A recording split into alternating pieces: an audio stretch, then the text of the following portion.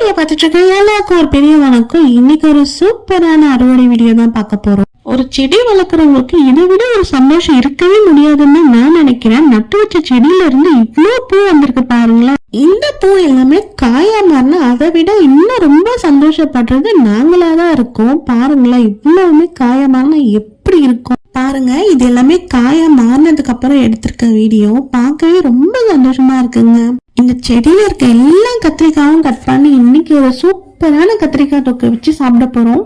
ஆனா இந்த கத்திரிக்காய் செடியை வைக்கும் போது நான் இது ரொம்ப ஈஸியா வளர்த்தலான்ட்டு நினைச்சேன். ஆனா அந்த கத்திரிக்காய் செடி வளரதான் அது வளரும் போது எவ்வளவு கஷ்டங்களை தாங்கி வளருதுன்றது நமக்கு தெரியுது.